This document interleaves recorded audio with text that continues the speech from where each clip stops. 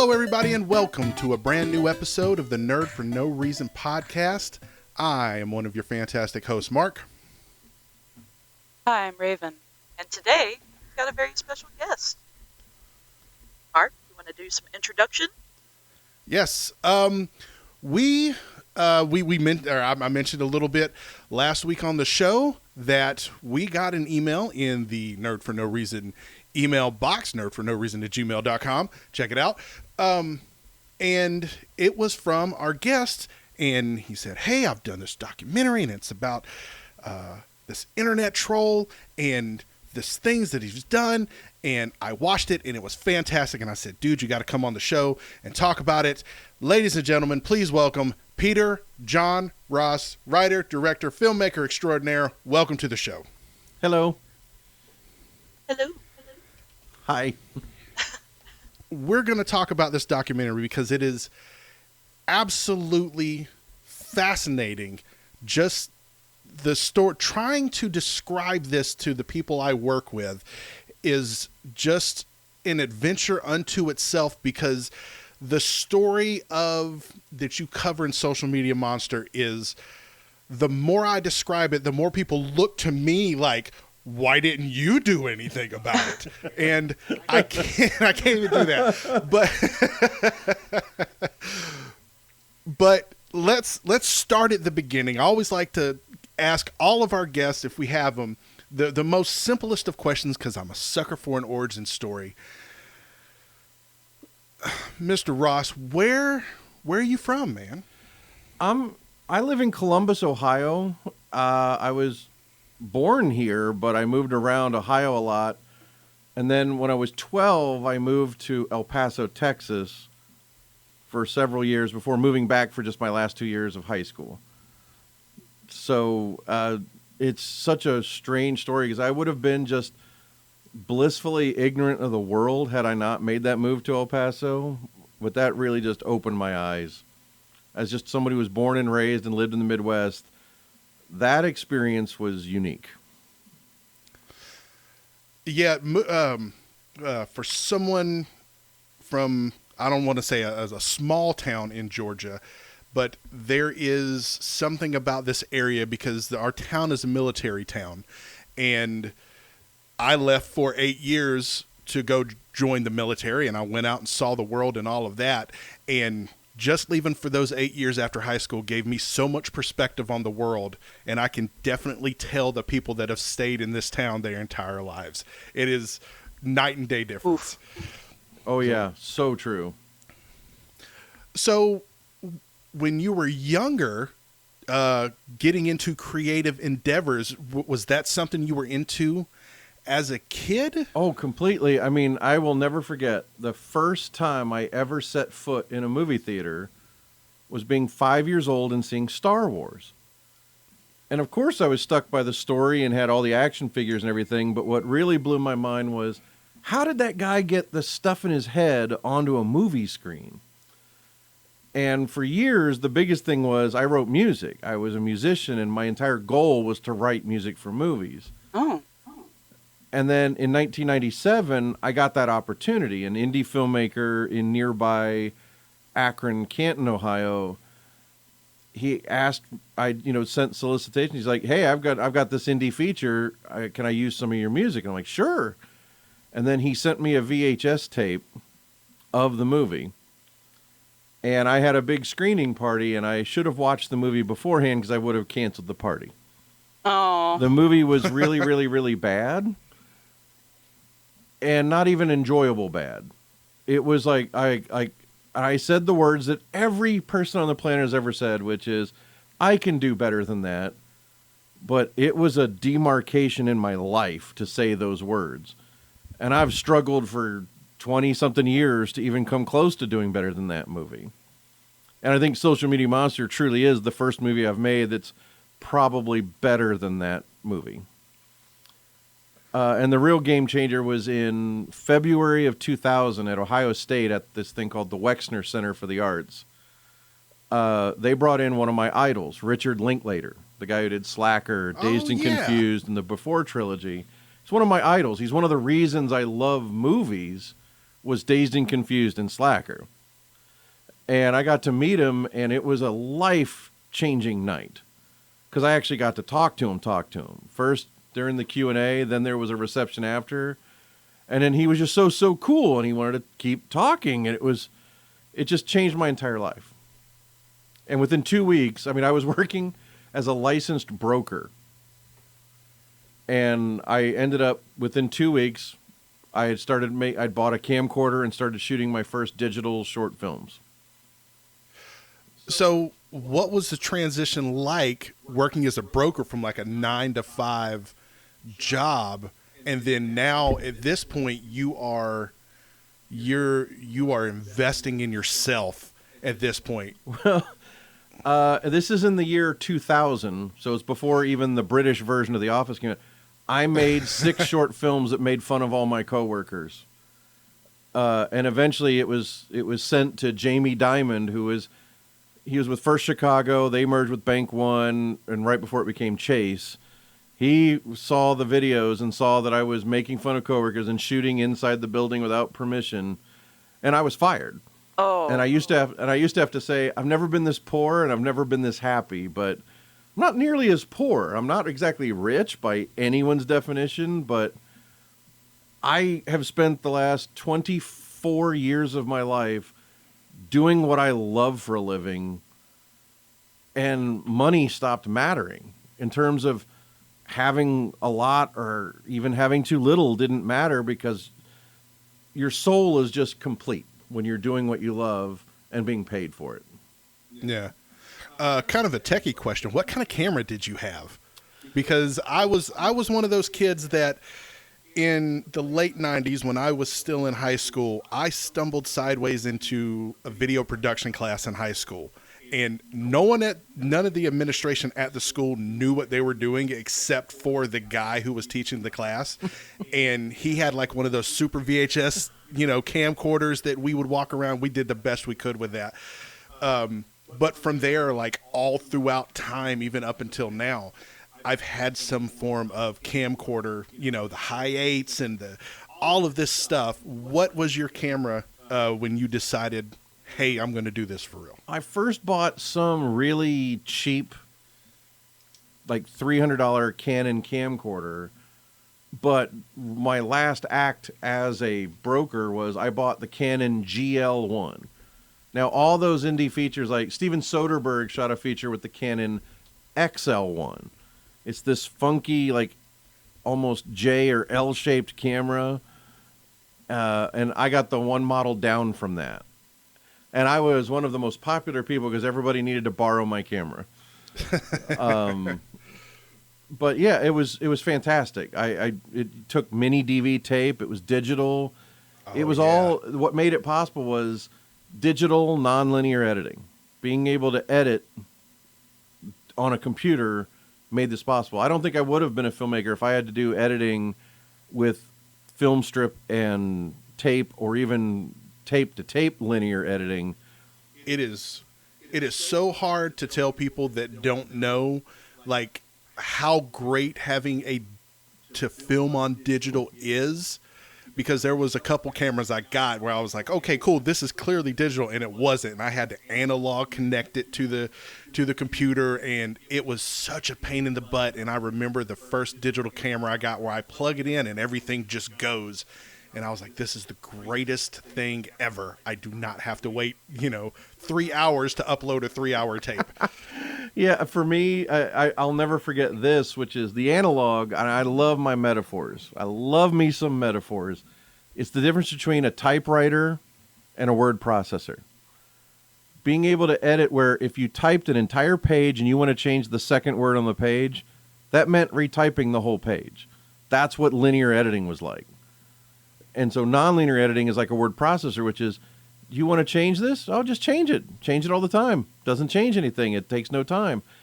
For anybody that's under 30, they're never going to understand this metaphor. They're never going to understand what it was like to live in a world where you had to type on a piece of paper, and if you screwed up, you had to retype that entire page.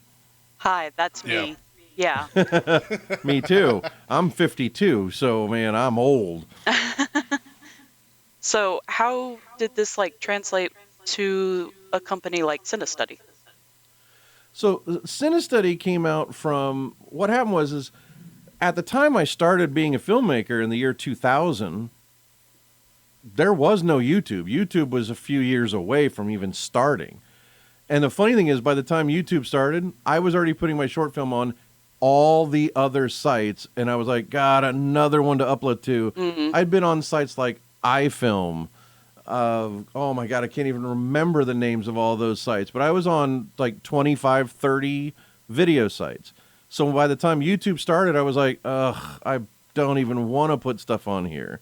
And they ended up being the winner of the prize. And so what happened was is I was entirely self-taught. And without a resource like YouTube out there, it's like learning on your own meant doing it, screwing up, making mistakes, and then either starting over or starting a new project and learning from those mistakes. So for me, I always viewed it as, well, short films are kind of like the scrimmage for the big game, which is a feature film. Again, love me my metaphors. And I was just doing short films and getting more and more ambitious. And then, the greatest lesson I was supposed to have learned from all my idols, like Quentin Tarantino, Richard Linklater, Robert Rodriguez, Kevin Smith, they all said the same thing. It's like, write for what you have. Make it small and make it good. And I did the opposite. My first feature film was in 2005 that didn't get finished till 2006, was called Horrors of War, a World War II Nazi zombie werewolf movie. And I did a period piece set in World War II with dozens of extras, costume piece. And it's like I did everything wrong. And then even worse was it's like I wasn't actually really ready as a director to make a good film. I mean, either you can go big or you can go Absolutely. home, sir.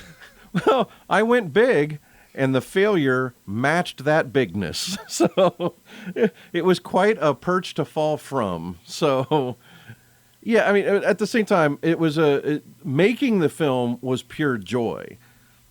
Watching it is torture. I haven't watched the movie since 2007.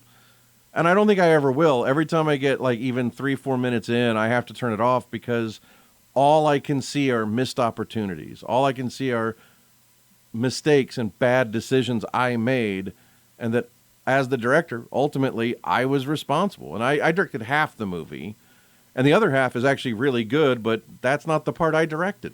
Aw. So you just Now cringe is this- at it, yeah. Is this one of those instances that a lot of creative types fall into, myself included, where you're working on a project and it's like, I can keep doing it, and then you're like, no, because I have to put it out. The movie's never finished, it's just what's released. We had severe deadlines. Because we made a movie with investors, with money involved in the tens and tens of thousands of dollars. I mean, I'm still not technically allowed to disclose what the actual budget was, but it was well under $1 million. It was in the lower six figures. But that also, because I was a broker, it's hammered into my values that it's like, I have to return on investment. That means turning this around at a certain date, getting it distributed by X number of distributors for X amount of money. And I mean, we got to ride the final wave into Blockbuster Video before that whole business model of physical media went under. So, I mean, it was a great experience, but I hate it that it was at the expense of investors. I mean, they got about 70 or 80% of their investment back, which I'm actually proud of because 95% of all indie films lose money. And they lost money, but they didn't lose all of their money, which I was happy about. Well, I just want to say that CineStudy is a fantastic resource for just anyone who's thinking about getting into filmmaking. I actually discovered it years ago, which I think this is a weird serendipitous moment that with you being a part of that site. But when I was, I'm even though I've messed with... I'm kind of the only person involved in that Oh, you are? I'm kind of all alone on that project.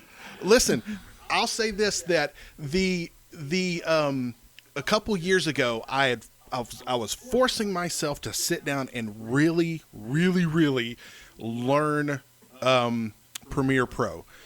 Because I had used Vegas Pro in the past, and I'd used all these other different programs, and I was like, I'm gonna finally sit down and learn Premiere.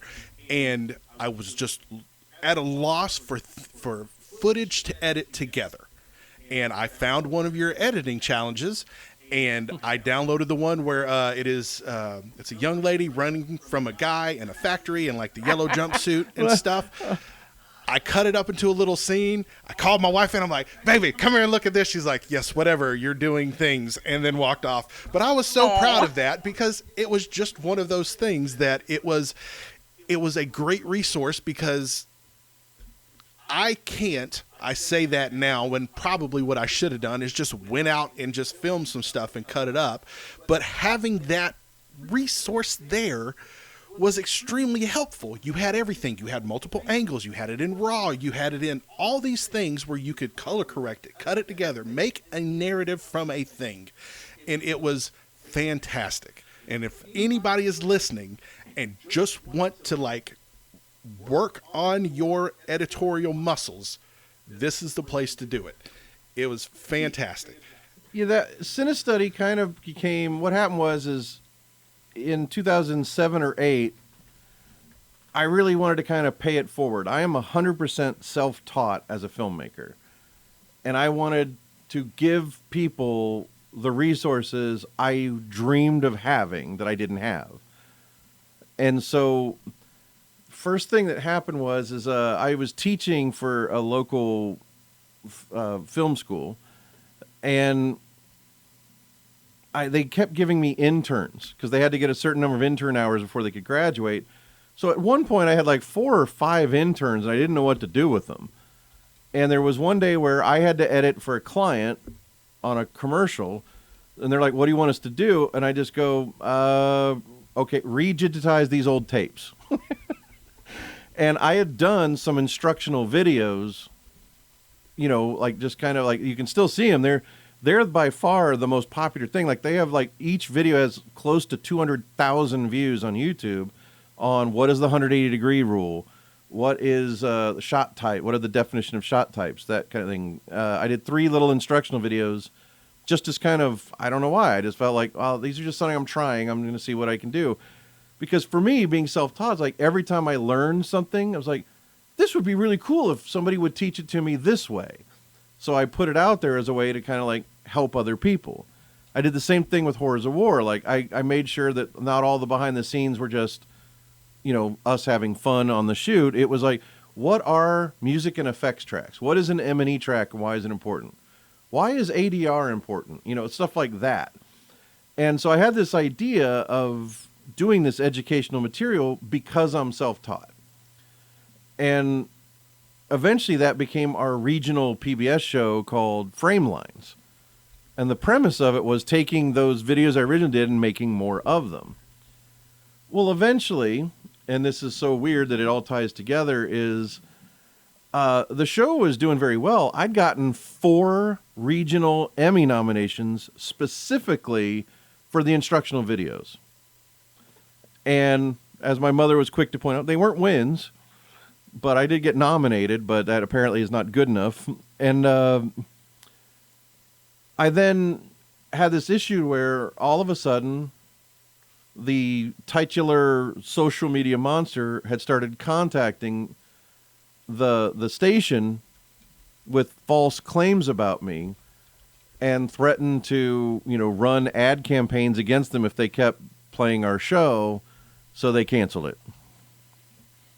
And that was in, I think, 2015? Mm-hmm. 2015 or, no, 2016, I think, is when that happened. 2016 or 2017 is when he tried initially to get the show canceled in 2014, and then he succeeded in 2016 or 2017. And Frame Lines went away. But I still wanted to kind of continue it, so I took all of the educational stuff I'd done and I turned it into CineStudy, and it all came about because one of those initial videos I did had a car chase, and when those students that I said, one of the students was like, I was like, what's on the tape? They're like, it's a car chase. I'm like, okay. They digitized it. They're like, it's all digitized. And I was like, okay, put all the interiors in one timeline and export it.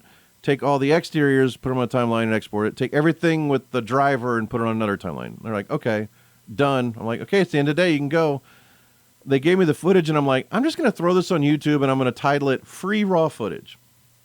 So 6 months later, we had to do, for grants we were getting for frame lines, we had to do, oh, what are your social media stats? And I was looking normal. What the hell is that? All of a sudden, it's like the free raw footage was through the roof. Like, a lot of people were downloading that and using it to edit a car chase. So then I was like, well, what if I actually shot something intentionally to be done as an interactive project like that?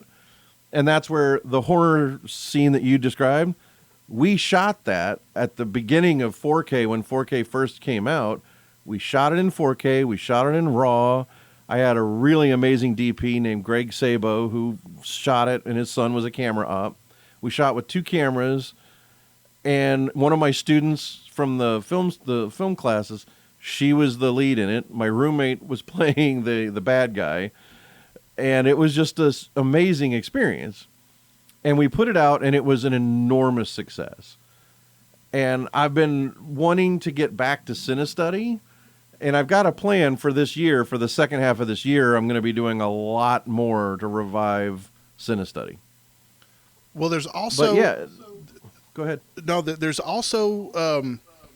I want to say I saw something, too, where you talk about the business aspect of doing short films and stuff like that, which I think is vastly overlooked. Like, one of the things that kind of gave me a lot of knowledge was a book written by Thomas Lennon and Ben Garant, where they talk about writing for Hollywood, and they break down a lot of things where it's like, no, here's how you pitch a movie, and here's how you get money, and this and that, and all of these things. And I think that is another very important aspect of making movies and doing that kind of thing that a lot of people don't realize.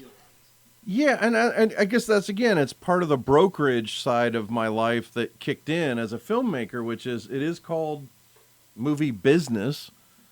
And in order to sell a movie, you have to be prepared for things like providing the contracts, the release forms for the actors, providing the location agreements, everything you have to have in order to effectively sell to a distributor.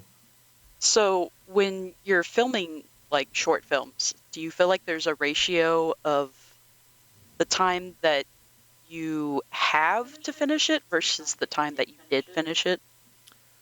If that makes sense. I think the biggest thing about it is, set arbitrary deadlines and then treat them like real deadlines is always my advice. Because if you keep skipping the deadlines, guess what you're going to do with a paid client or on a major TV show? You miss those deadlines, you lose your job. So arbitrary though they may be, you have to treat them as real deadlines. I mean, you should set a schedule and meet it. Yeah, absolutely. And that said, when it came to Social Media Monster, the thing about that is that's the movie that still has barely ended editing.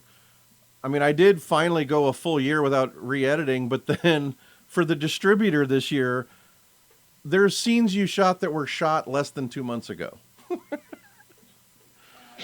Wow. Not really scenes as much as individual shots. Anytime you saw an email on the screen that was filmed with a camera, those were shot in March. Wow. Oh. They were filmed in March with a macro lens to hide the email addresses so that we could get the errors and omissions insurance. And for your listeners that don't know what that is, it's called an E&O policy, errors and omissions. What's that for is, in order for your movie to appear on a major streaming network or TV channel or anything like that, or even a DVD if it's going to be in a store, you have to have an E&O policy. What that covers is lawsuits. If your name happens to be Hans Gruber and you feel like Die Hard has ruined your life and you sue, the E&O policy will cover the cost of the lawsuit. if you have someone that appears in the background that feels like, hey, I didn't want to be in that scene, and they sue, that's what the E&O policy would cover as a lawsuit. So Ooh. it's in order for us to lower that, if we're showing actual full emails and you can read anyone's email address, even if it's public, your errors and omissions insurance rate goes very, very high up. Oh, that's a little nerve-wracking, I'm sure. To In my have to think case, about all that. In my case, it was very nerve-wracking because Yeah. normally on an indie film, an E&O policy would cost you like $3,500, maybe $5,000. Do you know what our quote was? Oh no. $336,000. Oh man, Oh, that's quite a jump. Yeah, that's insane. that's substantially more than the cost of making the movie. So we're currently living in the golden age of film technology, and the fact that literally everyone carries a high definition like camera in their pocket because of cell phones.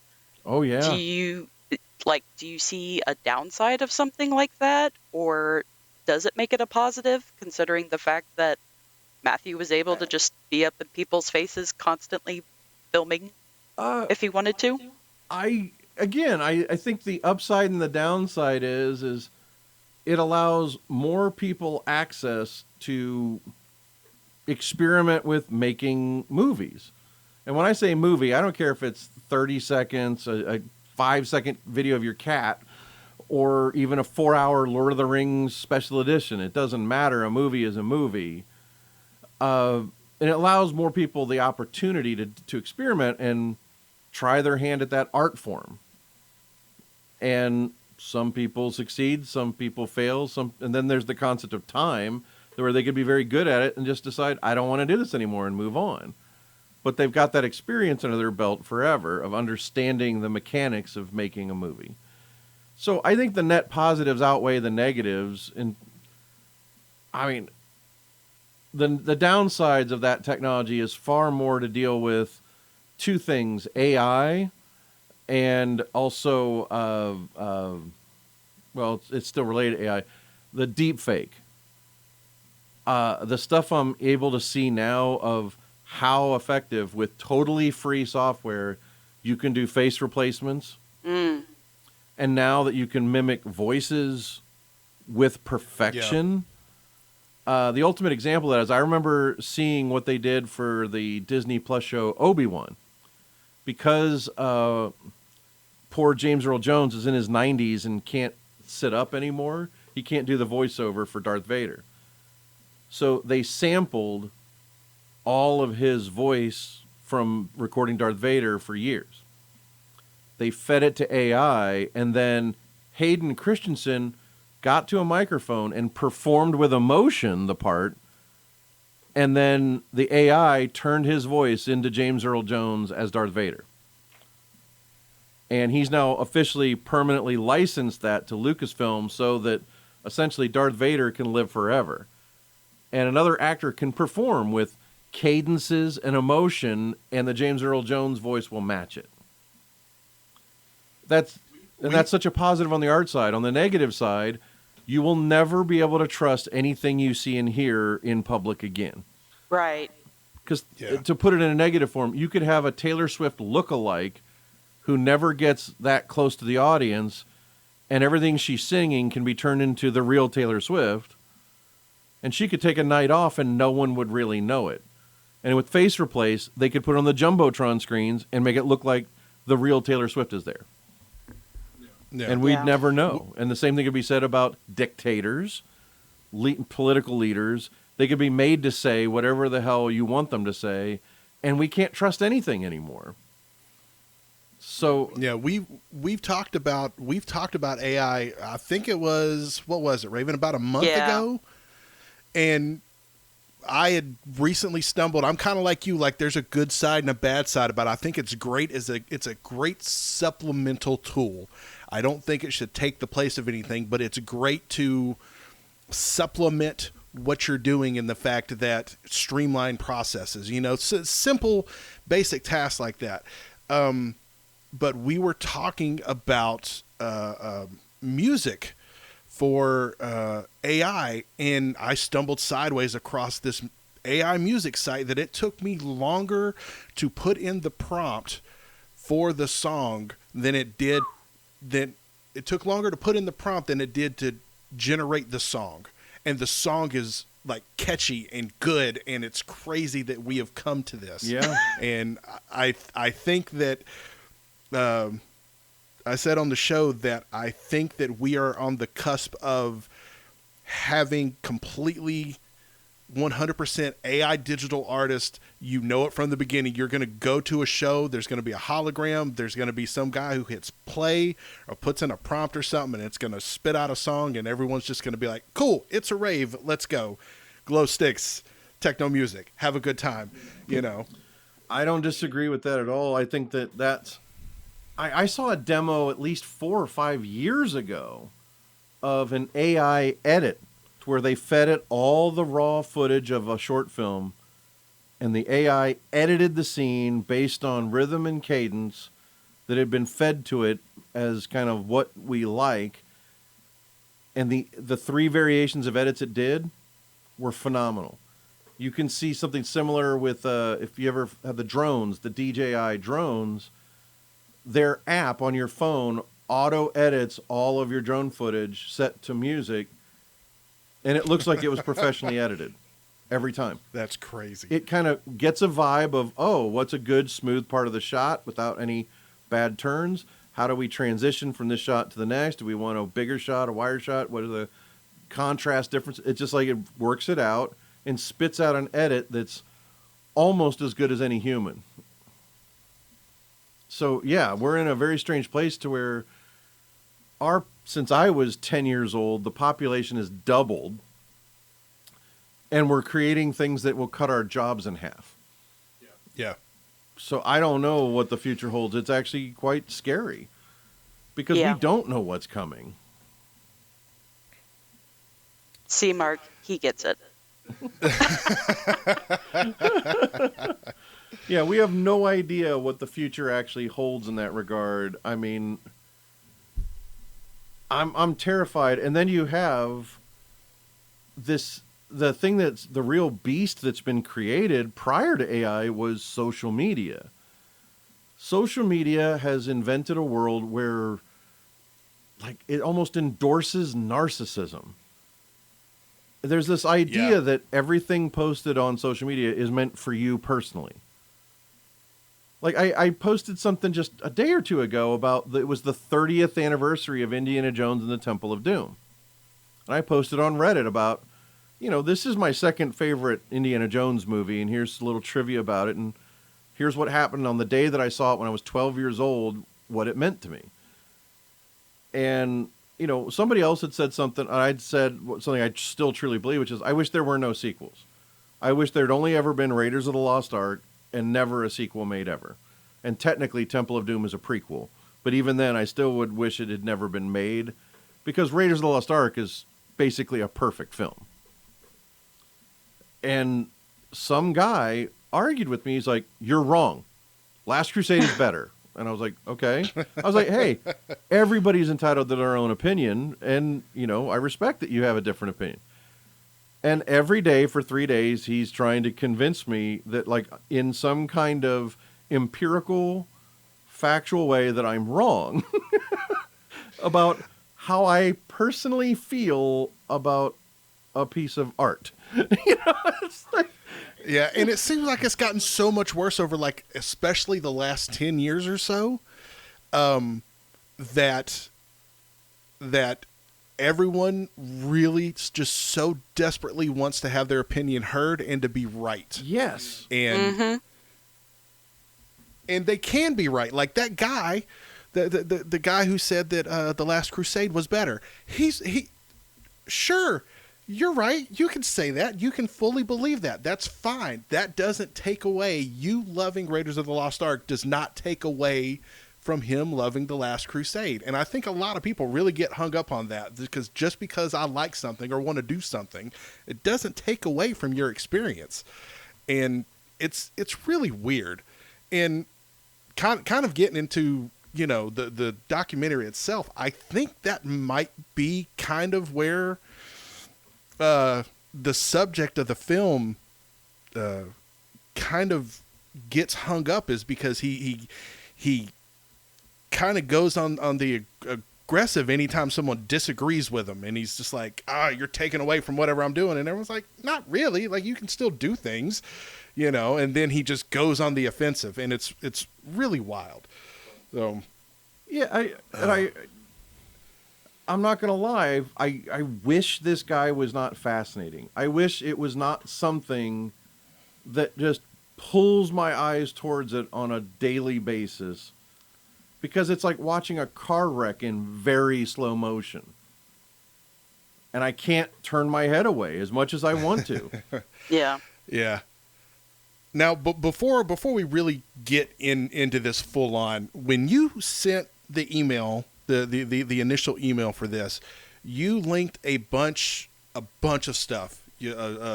Google Drive slap full of, as the kids say, receipts. And Yeah. that to me is the most impressive.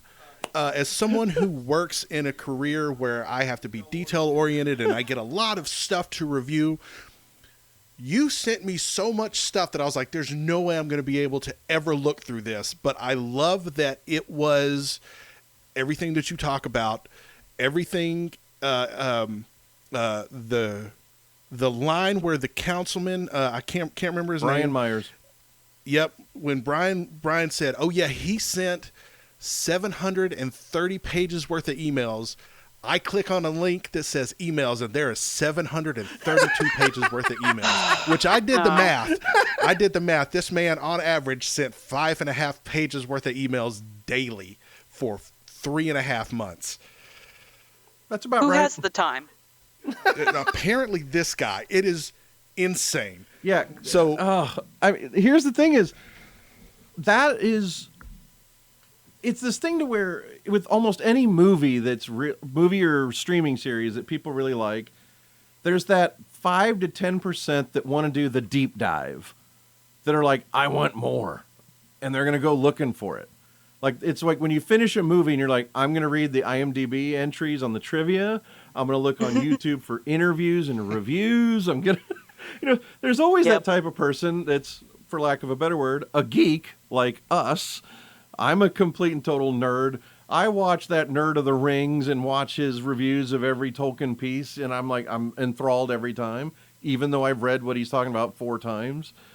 It's like, so for me, it was like, I had an opportunity here to where there's multiple layers. The subject of the film, Matthew, is consistently claiming that the documentary is not true, that he's taken out of context, and that he never did any of the things in the movie. So I viewed it as an opportunity of, well, I lived through this. Myself and like a dozen other people captured the screenshots of Facebook posts, emails, private messages on Facebook, all of that. So I compiled it all. And one of the most amazing things that's in that Google Drive folder you were sent, which is slowly being made public, one of the things that's included in there was 1 month ago, in April of 2024, Matthew announced on Twitter, I just obtained the St. Joseph police reports and the 911 call, and I have officially just completely disproven the entire film. Now, I'm going to be honest, it's like, I never obtained the police reports because, I spoke to the police officers involved. I spoke to every person that was involved. I believed them, so I didn't think it was necessary, but I'm like, well, okay, let's do this. So I called one of the guys that were local, the guy that's in the film, Garner. He went over to the police station. They charged him for copies, which was $7.50, and he obtained the police reports. And I was working on a streaming job, and I started getting messages. It was like a 3.5-hour podcast I was doing for someone else. And I was getting these texts going, I got the pages. Oh my God, you're going to love this. And then he started scanning one page at a time and sending them like, oh my God, I can't read these while I'm working. I can't. I got to wait. So at like 2:30, I'm on my way home. I stop off at a pizza joint to get lunch. And they almost asked me to leave because I started laughing so hard reading the actual police report, because not only does it not discredit the film, not only does it prove everything we said, it was so much worse than we portrayed in the film. The police officers are like, he almost rammed into the back of our squad car with his BMW. He randomly said he was a millionaire filmmaker from Los Angeles 6 times apropos to nothing. They said that when they asked to take photos of his cheek when he claimed to have been punched, he said, you're preventing me from getting health care. I'm going to sue the city. And when they said, can we take a photo of it for the record? He said, no, you can't see it through the beard. I'm leaving. You're going to get sued. What? Yeah, the police reports are in that file. You can read them. Oh. It is amazing to read the actual police reports from the night of the big IHOP incident in the documentary. And what I can't figure out, and it's the same pattern over and over again, which is like, he will do things like this that are objectively funny. Like he's announcing, I'm absolved of everything by the police reports. You get the police reports, you're like, oh my God, no, you're not. This is so much worse than what we even said in the film. And it's like, why would someone do this? Like, why would someone lie about the police reports and like say, I want journalists to investigate this and prove that I'm right? And it's like, what journalist is going to read this and think he's right? Like it doesn't exist. And you laugh at it and then you feel guilty because you're like, well, there's likely something seriously wrong with him mentally. Yeah. And then you feel bad because you laughed, but it's involuntary because it is funny. It's like, why is someone so arrogant with nothing to back it up? And it's just obtuse. And I am completely, perpetually torn on just what exactly is wrong mentally. Because, I mean, I'm not a professional. I can't diagnose anybody, but I'm pretty sure that Ray Charles can see that he's a narcissist. Well, you also have in the email that I keep referring to a link where there was a psychiatrist who did a report on him, correct? What happened was there's a psychiatrist or psychologist out of New York named Dr. Michael Nuccitelli. Mr. Nuccitelli found the trailer to my documentary and just retweeted it. That's it. He started getting harassing emails.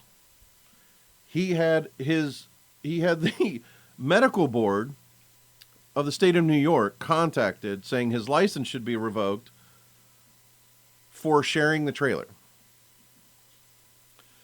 And it just got worse and worse and worse. And so he then reached out to me and was like, what is going on with this guy? And now this guy is one of my friends, and I talk to him like once a week. He's a sweet, lovely guy. And it's just amazing to behold, because it's like, even from kind of that sideline view, like, how does someone live like this every day without getting help? Is this all an act? Is Matthew really like this? Or is he putting on a show? Just like what's said in the movie once, he sent a message saying, this is all an act. It's an homage to Andy Kaufman and Hunter S. Thompson. And there are days when it's completely clear he's faking. And there's other days where it seems to be completely clear he might have a severe psychological problem. So I can't tell, and I don't know which one it is. Mm. Yeah, he kind of strikes me as the guy who knows exactly where the line is and exactly what he can get away with, and then he'll like test to see how far over the line he can go, and then when he doesn't get consequences from it, he'll keep crossing over that line and keep pushing and pushing and agitating and Yep. stirring the pot, and then once the heat gets too much, he'll disappear and then step back and be like, oh man, they're just trying to discredit me. Well, one theory could be that he might be in the B cluster of personality disorders, which is borderline personality or bipolar, which is, again, a possibility, but I have no way of knowing for sure. I mean, I want to perpetually cover myself, not only legally, but how I genuinely feel, which is I have no idea which one of these is true. I'm not qualified to diagnose the guy, but if it is bipolar or borderline, it's when he's in a manic phase, he may believe the lies he's saying. And then when he's in more of a lucid state, he might just feel he needs to justify all the lies and won't face them. So it could be that. I have no way of knowing. Or it could all just be a giant joke he's doing. Or he could be severely mentally ill and it's genuine delusions that he believes are true. I have no way of knowing. It's just bizarre to watch somebody do what he does online. Like, he just ran a GoFundMe to get a new car, and he got $2,600. Wow. And the most Who is amazing... funding this man? What's that? Who is funding this man? He joined a Facebook group called Car Camping that has like 160,000 people, and he managed to siphon off 3,000 of them that believe him when he's so blatantly lying about so much. And I mean, it's not my place to interfere. I have friends that are constantly going, it's like, I want to warn these people. I want to tell somebody. I'm like, he will screw it up himself. You don't need to lift a finger. Now, I mean, whether or not it's somebody I know or somebody else that he's pissed off that may or may not be contacting these people or doing something, I don't know. I can only tell you it's not me. And because I have no interest in getting involved in his nonsense like that. Like, I don't need to warn people because it's what I predicted came true. So he was doing a GoFundMe for a week, and towards the end, he started to do these videos, live videos, showing his face on Facebook, trying to get more money, and he started complaining that he wasn't getting more money. And the comments on him were people saying things like, man, you're the most ungrateful person I've ever heard. And it was stuff, and other people were like, man, every time I tune in, instead of being thankful, you're whining about not getting more. And then at one point, he's telling one woman that was just who had apparently given him money, it seemed like. She was like, why are you complaining about this? And he's like, if you don't like it, go fuck yourself. Just get the fuck out of here. And he's screaming at this woman. And like, there's all these people that donated money to him hearing him say this. Now, if he were truly crazy, he'd have left the video up and say, I know I'm right and she's wrong and everybody can see it. But he didn't do that. He deleted it right away, which means he has some consciousness of knowing, wow, I look like a douchebag. I better stop this. It's really interesting that we bring that up. I recently learned that pathological liars and also psychopaths can actually start to believe their own lies because they live in this false sense of reality. So if they are starting to say something, you can easily know that they are lying, but they will continue to say something like they know it is hard, straight facts. And it just alters their brain almost to the thought of I did this one thing, but now I'm saying this other thing, and my brain completely now has absolved and just only remembers what I have now said. Yes. And it's insane. It is. And I mean, again, that is a potential theory that it's applicable here. Yeah. Sociopathy, psychopathy, pathological lying, I think, is also pretty evident. And it is a question of, does he believe the lies? And it's almost like with Matthew, what you can see is when he gets caught in a lie, there's this reflex of saying, I didn't lie. Mm-hmm. And then you actually can hear him formulating the mental gymnastics that are gold medal winning trying to get out of the lie he just told. Yeah. It's amazing. I've never seen anybody in my life that has never been responsible for a single action in their life. And in the weird case of Matthew, it's because of the documentary, I am now responsible for pretty much everything that's ever gone wrong in his life. And it's really weird. Well, what's so weird about him lying, especially in this day and age, but in this particular instance, is everything is on film or audio. There is an enormous paper trail where you would think that if he was trying to like take advantage of these people or doing whatever, that he would just say, okay, I am not going to post on all these things and send all these emails and do all this stuff, because it just seems like with this insane paper trail, Google Drive, that it is just like it's all counterintuitive to what the message that he's trying to get across. But guess what he does? He goes, I have a Google Drive, and it proves that Peter John Ross is a racist child molester. And then he puts out this drive. Nothing confirms anything he's saying. Yeah, that's actually something I was going to bring up with you. Is he makes all these wild claims. Is there anything that he specifically doesn't write on one of his many blogs that substantiates anything, whether it be with the people of St. Joseph or just any of the nonsense that he's claimed? Well, I mean, so one thing that I'm going to give a moment here to say, we might need to rearrange and edit to set up the movie better for people listening. Because we're already in the weeds and we haven't even set up the movie. Right. So, the basic idea, Social Media Monster is a documentary that came about because I had a cyber stalker, and he somehow roped me into a situation where he was harassing all of these people in St. Joseph, Missouri, a city I'd never heard of. And because of the uniqueness of the city, and especially the people, like, you hear Missouri, you have a certain assumption of what kind of flyover state it is.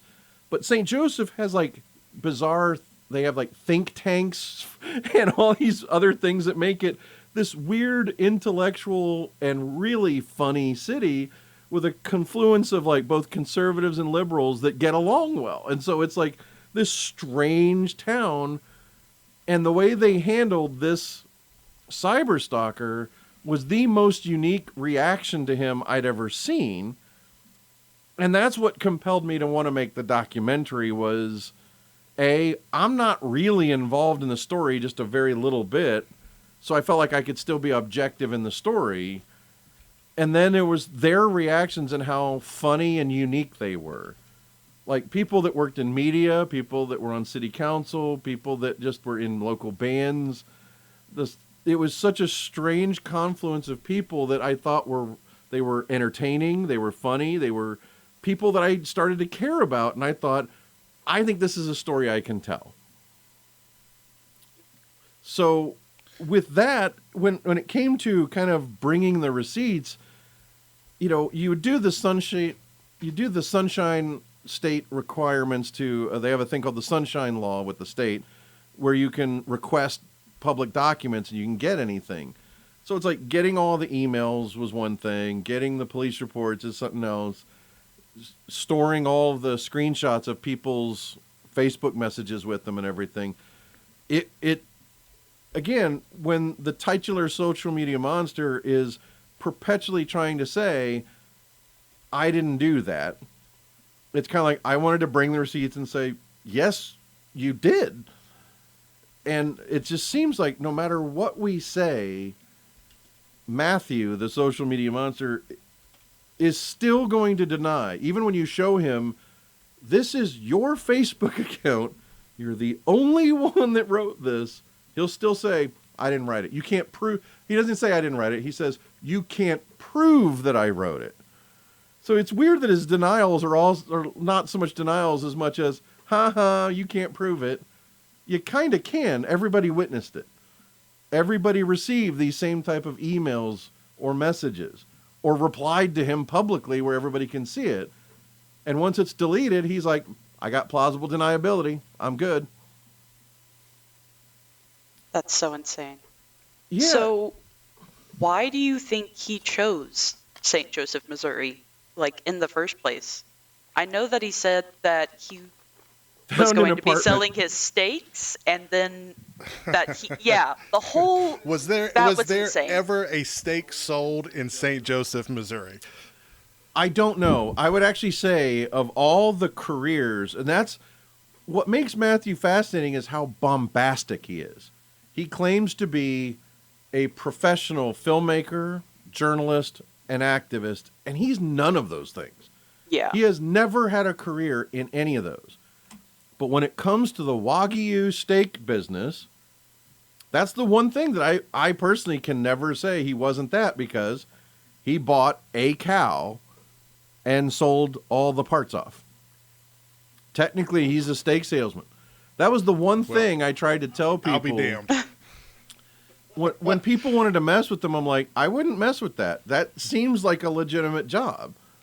The only thing that came up was supposedly, and again, I can't confirm this with my own eyes, but someone at a storage unit that he was living in found store-bought steaks and a label printer. No. I'm not joking. Again, I can't confirm that. No photos were sent to me, but that is what I was told by someone who was physically inside the storage unit when he stopped paying for it. They found that's funny and sad at the same time. Store-bought steaks and a label printer that was saying Wandering Plains Wagyu. Now, I can't say that he was slapping those labels on, but those two things being right next to each other are not a good sign. Yeah. Yeah. So when he took up the mantle, like I guess I don't exactly know the time frame of like when he's the IHOP incident and then the time he became a quote unquote journalist. Well, interestingly, he had never referred to himself as a journalist before, but in his own IHOP video. Because again, setting this up for people who haven't seen the movie yet, the whole incident in St. Joseph, Missouri started when he goes to IHOP in the middle of the night and claims to have seen a woman being assaulted by her boyfriend or husband.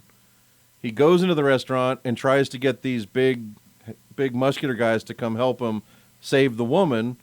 And when they said no, he started a fight with them by calling them, am I allowed to say pussies? Sure. He called them pussies, and it got into an altercation where it never got physical, but there was a lot of name calling. Well, Matthew filmed most of that himself with his iPhone. He sent it to the St. Joseph police, which then makes that video public record. So I've gotten a copy of it, and it's terrifying because it's one of the only examples I have of Matthew Burdick acting like he does on the internet in person. And that's the first time he's ever called himself a journalist. By no definition that anyone could legally use would he qualify as a journalist. Well, is there a condition that qualifies you as a journalist or a news organization or anything like that? Like, because at one point he changed the name of his news organization to be something else. And I don't know if it was like a semantics thing because he can write these inflammatory pieces, that are, is it libel or slandered? If it's printed or whatever, like the technical term is, if it's printed. Libel is printed, slander is spoken. Okay. So he can write these things that are essentially liable under the guise of, people think it's news. So, like, is there any type of criteria for being a news organization, quote unquote? Weirdly, some states will define what is and isn't a newspaper because of certain protections states give to newspapers and news organizations. Again, this is something where you get into subjective versus objective. He can call himself a journalist and even believe it. But for some reason, he seems fixated on the fact that he does not qualify by my estimation. And he'll say that my estimation doesn't mean anything. But if he doesn't care, he talks about it for, and I'm not exaggerating, probably 6 to 8 hours on video, complaining that I don't call him a journalist, that I don't consider him a journalist. I don't know about you. I'm not a big Taylor Swift fan, so I don't have 6 to 7 hours of me talking about how much I don't like her. I just don't think about her. So when he contacted you again, when he was in St. Joseph, how did you know that it was time for you to get back in there and get involved? Well, the funny thing is when stuff started happening in St. Joseph, we're talking about July of 2018. Matthew had been living in Des Moines, Iowa. He got into a very public fight with a bar owner because there was a bar fight that he was involved in, and he decided this is his next crusade, or what he would call a activism cause, which is not remotely accurate for what he was trying to do. It's not activism to try to make a bar owner be publicly embarrassed because there was a bar fight in his bar and the guy wasn't arrested. It was just a bar fight. Nobody cared that much, but he thought he could become some kind of hero. It was like the fixation of attention was so high. And he had just had this fight, and when he couldn't get the media or the police, and he started threatening people and getting really weird, the police started asking questions, and he suddenly moved to St. Joseph. So that also answers your earlier question, is like, how did he really wind up in St. Joseph? He brought so much negative attention on himself in Des Moines, he had to break his lease and leave. Because if he stayed, he might actually have to face consequences for some of the things he said and did in Des Moines. Okay. Because that's the exact timing of it, which is pretty much as soon as the police and FBI started looking into him, he bolted and moved to St. Joseph. Now, I didn't know he was in St. Joseph at all until Brian Myers called me on the phone and started saying, "Have you ever heard of this guy?" And I was like, "Oh, shit." And I was like, why are you calling me? How did you know I exist? He goes, well, he just invented this fake newspaper, and the second article is all about you and how you're spreading rumors around here. I'm like, I hate to say this. I know you're a city councilman, but I wouldn't know where you are on a map. Yeah. Nonetheless, how would I be spreading rumors somewhere I've never heard of? Now, Matthew, and the whole thing was around this same summer, this other guy who's a journalist in New Jersey created this thing called MBVR, which stands for Matthew Burdick Victims Resources. He just wanted to collect screenshots and everything else that Matthew Burdick had been saying to archive, because plausible deniability can only go so far if there's an archive of everything you say and do.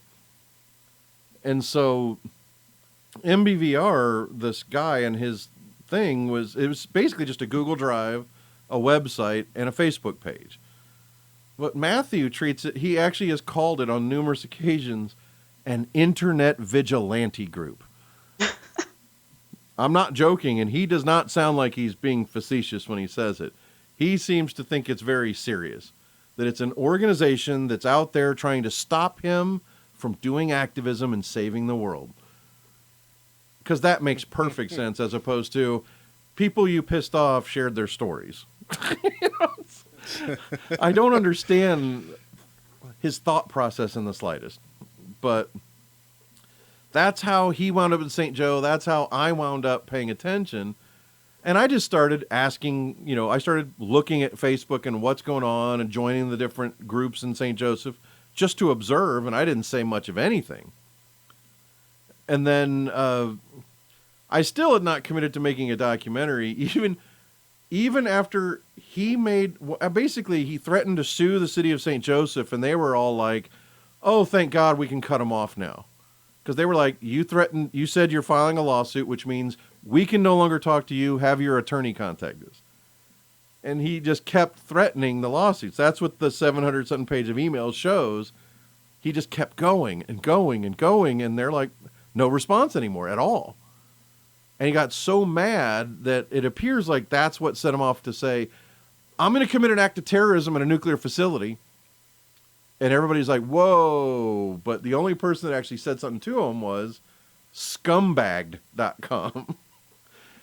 And that's when things went wild. And then he then told the police, I must have been hacked by that guy in Columbus, Peter John Ross. He had been CCing me on every email until that one. Mm. And I got a call from the FBI a day or two later, and that I really was very like that part interesting. because you were like, we're going to ask you some questions. And then they ask you, have you ever done this? And you were like, no. And you said that the FBI said, yeah, we know. And that was just like, That is, yeah, of course. Like that it's, is literally, in this day and age, you can easily track any of that stuff. well, yeah. Again, paper trail. It's a huge paper trail. We're talking about a potential nuclear threat. I'm pretty sure any federal judge would say, I'm signing off on the warrant to check the cell towers. You know, Yeah. it's like, there's pretty much a fast track for that kind of warrant. And if I had done it, I would not have left that FBI office that day. You know, Right? it's kind Yeah. of common sense. If I had done that, they would probably not have let me leave. So it's like, that's kind of ridiculous. But when you got somebody that's going interstate, nonstop, driving around, spending someone else's money, I mean, that was the other thing that was so horrible about that time frame in 2018 into 2019 was he had so, like, tens of thousands of dollars he'd gotten from some kid who worked at Facebook. And he was just blowing this guy's money like crazy. And that was just the most bizarre and mysterious thing. It's like, why is he giving him money? And I recently did a Zoom interview with that kid, Alex, who gave him the money. I have a 2-hour interview with him for part 2. Oh, okay. So- cool. So that's going to be put out into Yes. the world? Yeah, and Oh, I mean, fantastic. I'm sure if you got questions about the movie, one of the biggest things would be, man, I wish I'd known more about his childhood. Man, I wish I'd known more about you two. It's like, that is entirely and very purposely being withheld for another story. I wanted this to Wonderful. be just the story of St. Joseph. What happened to this one city that dealt with them, because there are probably, in a literal number, 6 or 7 other cities with an almost identical story. It's the same story over and over again with a different cast of characters. That's so insane. Yeah. I'm really excited to hear the Yeah, interview that you had with Alex because That that was absolutely mind-boggling. Yeah. So, what did you have any questions about the movie that you wanted to ask? I mean, we're kind of loosely covering them as we go. Yeah. I mean, it's honestly, I think it's genius that you made a doc. It's either genius or champion level petty that you made a documentary about the guy who essentially cost you a job, even though it is absolutely deserved in this case. I hope it's not petty, because that's never been my intent. The ultimate thing for me has been making the documentary has been therapeutic. Because I took a journalism class my sophomore year, that last year I was in El Paso, Texas. I took a journalism 101 class, and it was hammered into me about journalistic integrity, about objectivity. So every step I've taken, every edit to the film that's been made, I questioned thoroughly.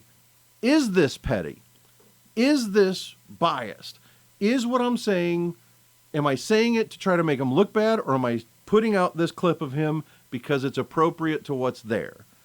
And my goal was always, always, always to try not to be petty. There were earlier drafts where it's like, that was petty, I'm taking it out. Is there also a fear of litigious repercussion for saying something that he can come back and say, oh, well, I clearly didn't do that, and I'm going to sue you for defamation or whatever? I have never, ever, ever been afraid of a defamation lawsuit in the case of the film, because truth is an absolute defense against defamation, and there's nothing untrue in the film. Or at least I could say this. Nothing I said was untrue. If any of the interviewees said something, they signed a release form saying they're responsible for their words. And more importantly than that is I believe them. And as you can see, I brought the receipts. In terms of, there's nothing nothing is in the film that he didn't actually do or say. Yeah.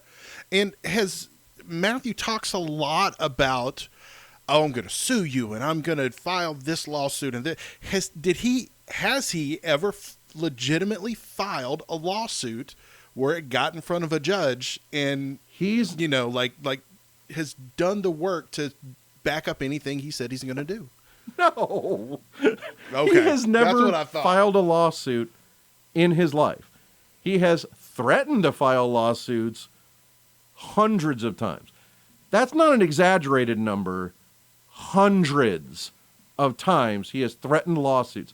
I have videos of him saying, I filed the lawsuit yesterday that he didn't file. That happened last week. This past week that we just had, he said on Tuesday or Wednesday he had hired an attorney and they'd made a filing in the defamation lawsuit I have filed against him right now. Well, it's not technically against him. It's against Matthew Burdick, LLC. So, no, he has never filed a lawsuit. He has no basis for a lawsuit. I mean, that's the problem with the E&O policy, which is Hollywood has their own equivalent of ambulance chasing, which is the E&O policy. Because if anyone sues a network or streaming service, the E&O policy kicks in, and the first thing it does is offer a default settlement of like $10,000 to $12,000. What lawyer isn't going to sign up for $600 in filing fees to get half of $12,000?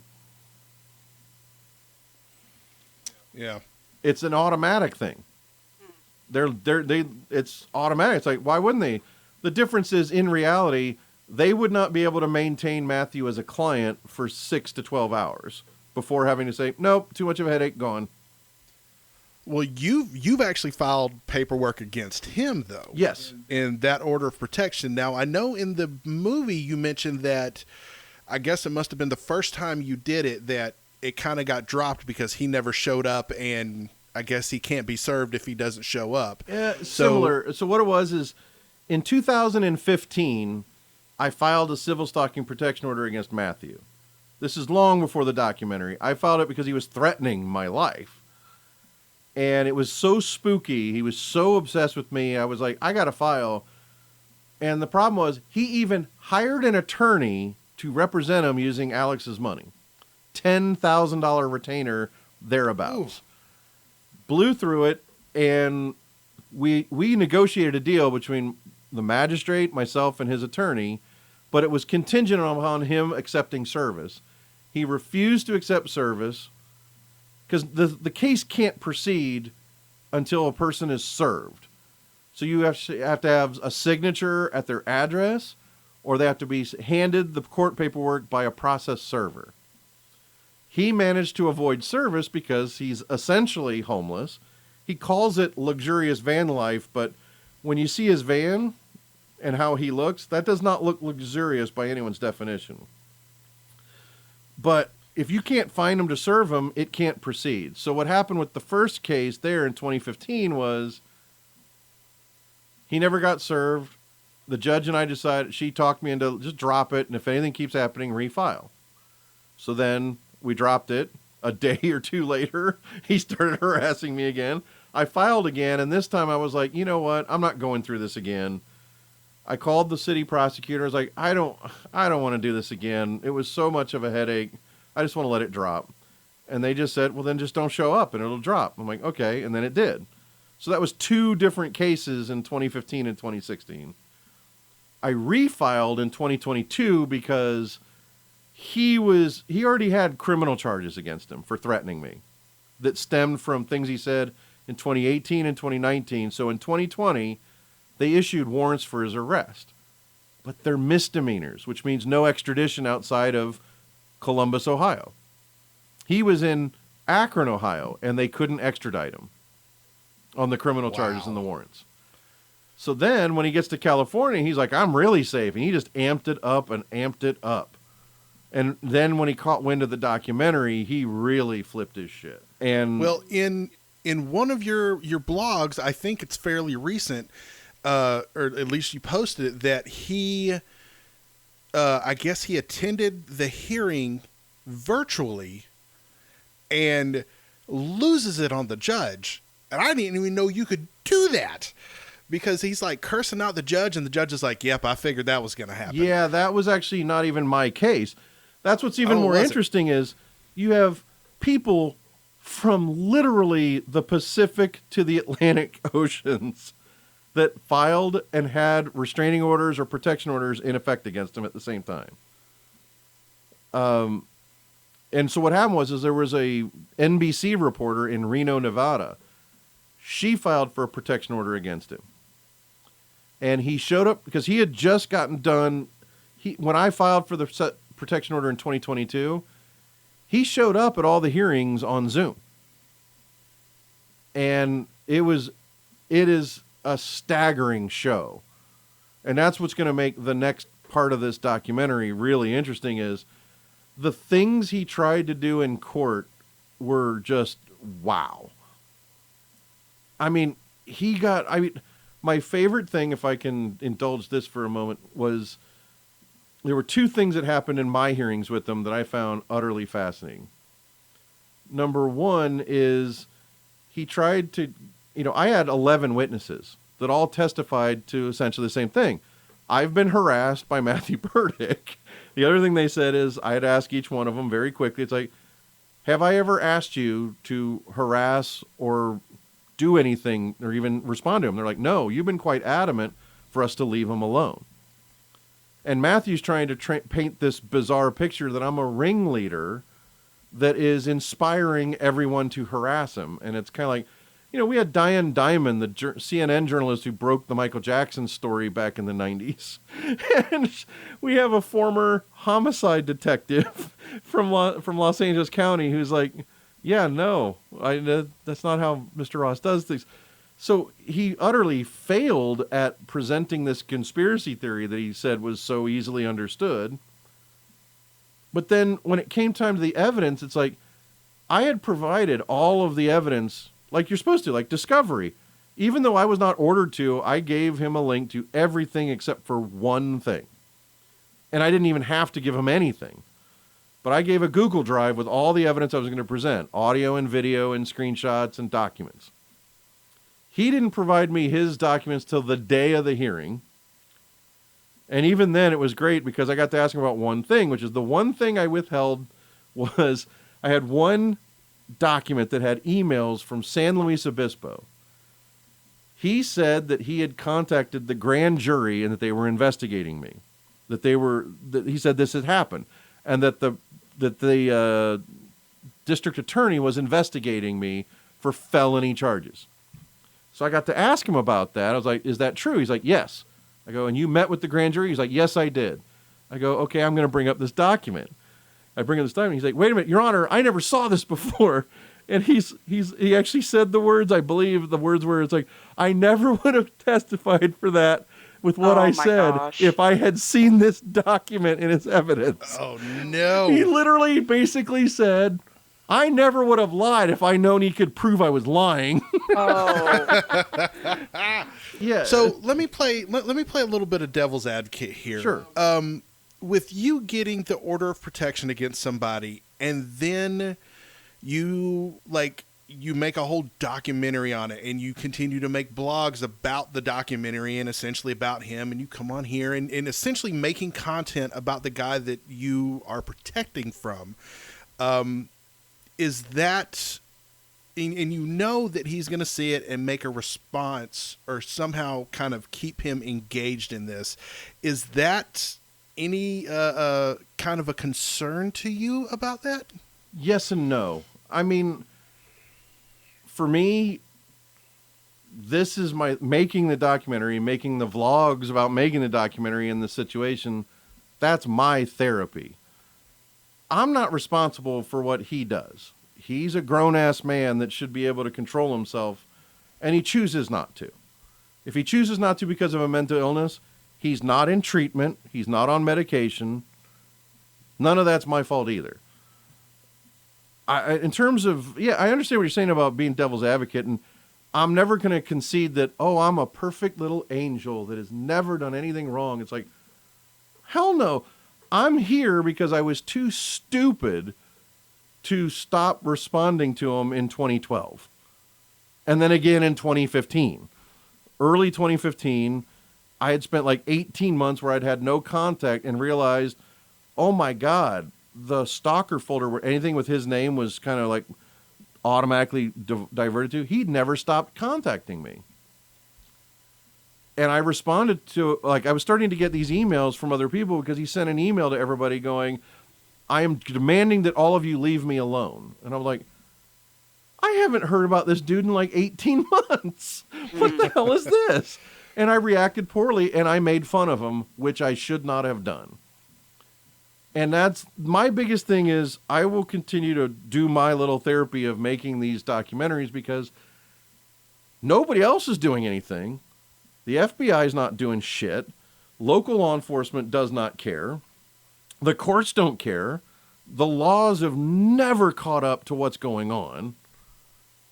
And that's so wild to me with the digital age that we live in, that this man said verbatim, I will do a literal terrorist act on a thing, and he's still walking around. Yep. And that to me is just crazy. I cannot fathom that with my brain at all. This was one of the questions where the guys at work were like, what are you doing, Mark? And I'm like, I don't know. And that's the thing about it to me is, I'm sorry, he just went live on Twitter talking about me. Oh, no. He was just live, right? Like 40 minutes ago. He was just live. Somebody just sent me a text saying, you got to check his Twitter. He's talking about you again. And guess what? It ties directly into what we're talking about at this moment. So to answer a little bit of your question is, law enforcement seems to very much be stuck in a 20th century mindset. Police are trained to deal with the real world. They have nothing to deal with the virtual world or social media or online or email. I had 2 local police officers over they hadn't even been on the force for 6 months. I said, how long were you in training? They go, 6 months. I go, how much of that time was spent on cyber stalking and cyber laws? And they said, in 6 months of training, 45 minutes. Wow. Now, let's compare that. How much time do either of you spend on your phone or on the internet? Oh, way too much. Oh, man, that's a horrible question. I'm like a teenager. Yeah, me too. So how does that comport with how much of your life you're living? So if you know that law enforcement is given that much training versus how much time you spend in this world, who's protecting us? Now, if you want to say the social media companies, okay, yeah, right. Google, YouTube, Facebook, X, Instagram, all of them, Reddit. If there's an online fight, what happens? A shit ton of engagement. What do they profit from? The engagement or stopping the engagement? Mm-hmm. They can charge advertisers more money if people are fighting and engaging more on their platform. They have no inspiration to stop someone from fighting.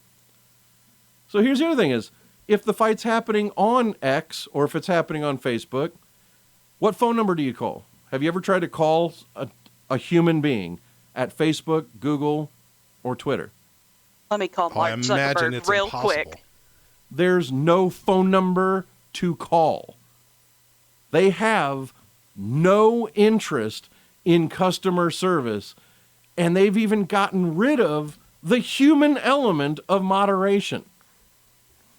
They don't even have humans. So if you learn how to circumvent the algorithm, you can abuse and harass, and you're not only going to get away with it, you will be rewarded. According to Matthew, he is in a pilot program with Facebook and he has started receiving money for engagement on Facebook today. After seeing the documentary, how the fuck does that happen? Oh my God. He's on multiple permanent bans, but they're paying him today? That is crazy. I don't even know what to say to that. And guess what? Facebook has no criminal or civil liability. The Internet Decency Act, Section 230 says social media companies have zero accountability for anything their users put on their platform. That's disgusting. That's actually disgusting. Because we've That seen, is.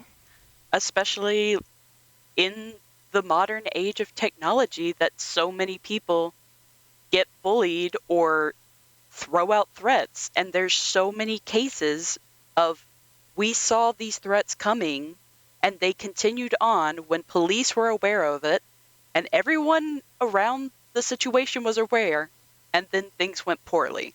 Yep. And then everyone's like, where were the police? Where were all these other people? And it's just crickets. Yeah. I mean, and then, so the police are in a 20th century mentality. The courts are in a 19th century mentality.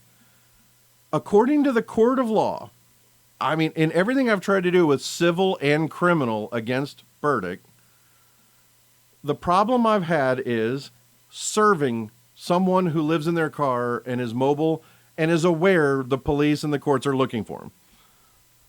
You know, when he's aware a court filing's been made, he's like, all I've got to do is avoid service and this will go away. And according to the courts, putting an ad, a classified ad in a print newspaper is more effective than an email directly to him. How many print newspapers you know are doing really, really well right now? I'm about to say, I can't even think of a print newspaper that is just primarily print anymore. Yeah. You know? But according to the courts, it is considered, someone is considered served if I put a classified, if I do a motion for service by publication after I've exhausted all means of trying to serve him at a mailing address that he doesn't have, service by publication is somehow, according to the court, more effective than directly emailing the man. We're in 2024. How in the fuck does that make sense to anybody? Yeah. And that's what he's railing against right now on a Twitter live space.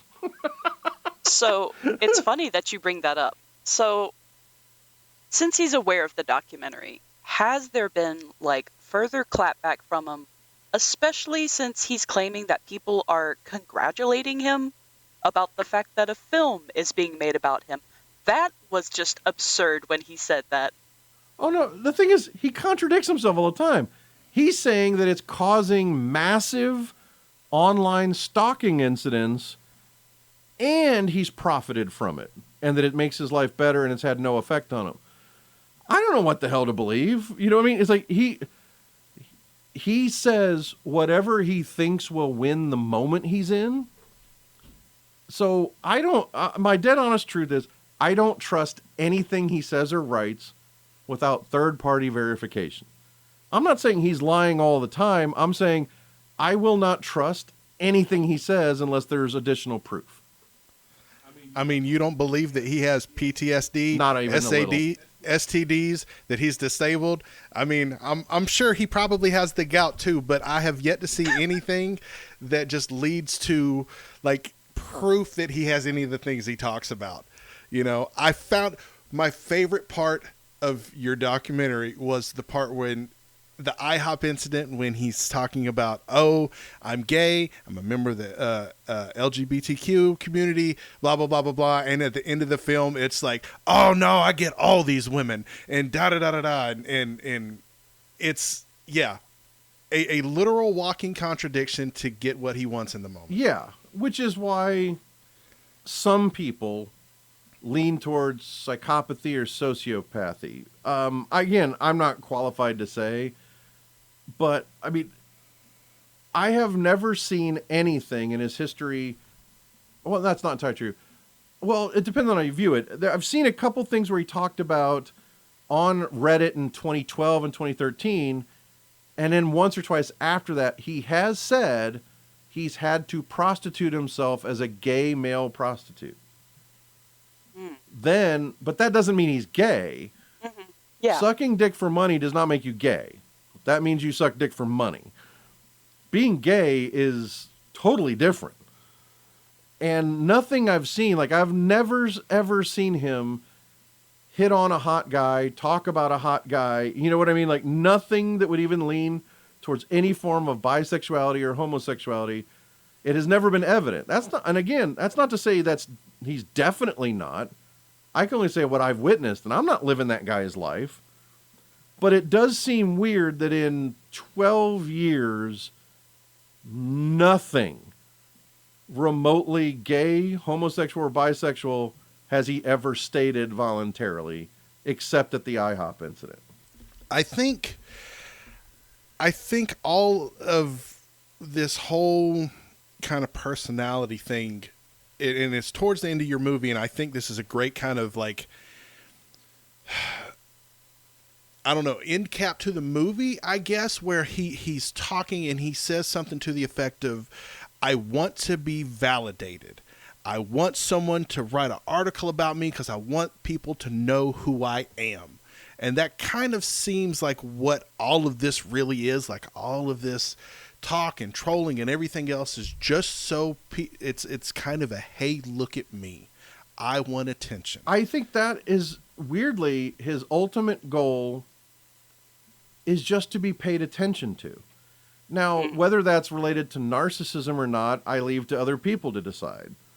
I mean, some would say that's the definition of narcissism, but yeah, it seems like his end goal half the time is not well thought out. It's simply pay attention to me. If he can't get the validation for being the hero that he wants to be, he's perfectly willing to accept being the villain.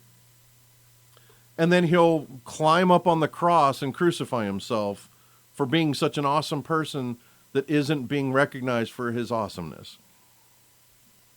And that's the part that's fascinating, is I've never seen anybody be such a cry bully. They're both the bully and then crying that they're a victim at the same time. It's the strangest thing to see somebody, like, he tries to say, I'm being bullied. It's like a guy who's almost 50 is talking about being bullied by the internet, by words. It's the strangest thing I've ever seen. And acting like it's the end of the world. And at the same time, he's this incredible hero that has picked himself up, saved himself. And it's like, were you bullied or did you pick yourself up? Like, what? If you can pick yourself up, why did you let yourself get bullied? Why did you even pay attention? Like, it never makes any sense. And it's just, but it also doesn't seem like anyone is actually bullying him. They're just going, no, I just don't agree with you. That like, is not true. I have seen really people full on bully him. Full on, like, I'm not viciously surprised, attack to be him. honest. Well, that's the thing about it. He's going off on everyone. Well, and yeah, wanting to try and get people fired from their jobs, their family. Yep. Like, I can't blame other people for being like, what is your problem? And trying to go back at him. The entire IHOP video is the perfect encapsulation of that. He was instigating those guys to the point where one of them called him a queer and said, "Are you a faggot?" And that's what he wanted. He's like, I won. I made you look bad. I pushed you to the point where I did this. You know, it's like he got excited. He got lit up that it's like I pushed them to the point where I annoyed them to the point where they're at my level. Like, I think he got truly excited when that guy was screaming at him and puffing his chest. Because he's like, this guy's going to take a swing and I'm going to sue him. I'm going to look like the victim and it's going to be awesome. Because it's like, you know, and I think that's a miniature version of everything he does online. If somebody disagrees with them, he will push them to the point where they lose it. And if they do anything wrong, he'll report their post. Like I have personally witnessed him say things like, "You're a pussy. the guy will respond and he will delete the "you're a pussy." And if the guy says "fuck you, you're a pussy," he'll report that guy's comment. Oh my gosh. I've seen him do that literally 100 times. Pushing people to that point, then reporting them and deleting his own comments before they can report him. It's really like he's just feeding off of this. Like, yeah. 100%. I don't know if you've ever watched the show What We Do in the Shadows. I've seen a few episodes. He is exactly like Colin Robinson. There was literally a whole scene where Colin was just sitting in his room in the basement, and he had tablets and computers and phones, and he had so many, and was just constantly going at people to get at them and get under their skin on the internet. And when I was watching this, I was like, that's exactly what he's doing. Yep. And it's insane. But I mean, the difference here is like, I similar to what you guys were saying, similar to what Mark was saying that cracked me up was, if I pitched Hollywood on a fictional character based on Matthew, no one would believe he's real. And he's real. I've never seen anybody that has lived Groundhog's Day over and over and over again and had the inability to learn anything. I've just never seen that before. It blows my mind. And that's what's got me kind of freaked out is, but going back, I mean, I like the fact that, Mark, you're pushing me on. I like the fact that it's a challenge of like, what is my responsibility is it instigating him? Is it furthering this? The question I get a lot at screenings is, aren't I just giving him exactly what he wants, which is attention? And the thing about that is I can't not tell the story because it's what he wants or not wants. I can only be responsible for myself, what I feel, and what I think is important. And I think in both cases of like the vlogs and continuing to talk about this, it isn't about Matthew specific. It should be about this bigger issue. It should be about the bigger issue of what can we do when the laws, law enforcement, and social media companies are not taking responsibility. It should be about the bigger issue than this one person. It should be about this more important thing that's wrong, that's becoming more and more prevalent every single day in society. And I think if I can bring a light to that, I will. I don't know. I mean, I'm not arrogant enough to think that I'm going to change laws with a low-budget documentary, but I think just putting it out in the world is the best I can do. I do hope that people watch the documentary and find it interesting. I mean, most people that have seen it become addicted to the story and pay attention to it online. It's like a never-ending soap opera. So what do you feel is next, both for you professionally and even with Matthew? Did you say what's next? Yeah, like Okay. what do you have planned next? So I've been knee-deep working on kind of the follow-up. I don't know if I'd call it a sequel or not, or series. We haven't decided if it's a series or a single movie, but it's being co-directed because with the other producers and the other director, and the whole reason we have another director on this is half the movie is going to be about me, which I still haven't figured out why I agreed to that, because I'm like, you want to make half the movie about one of the world's most boring humans? If you think that's okay, if you think people want to see that, fine. I wouldn't watch a movie about my boring ass life. It's like, but they seem to think that there's something there. So I guess they want to compare and contrast me and Burdick. They want to see those two sides of the same coin. I mean, Matthew has truly made it to where it's a Batman Joker situation.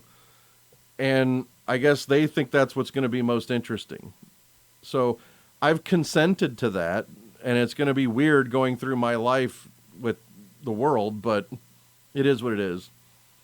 Aside from that, and the thing is, I'm going to direct the Matthew half of that movie because I'm the one that's been talking to his friends and all the other victims and targets of his harassment, and I kind of know his storyline. I've basically created these documents that kind of like go year by year. What happened? Who did he harass? I have a whole Google Drive folder that would, if you thought what you saw for St. Joseph was impressive, wait till you see this other document. Man. I cannot imagine his Do background. not even tease me with all of that information. It is a bottomless pit.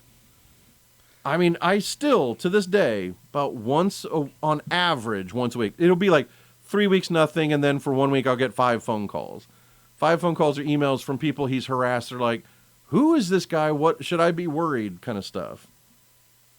And it's weird.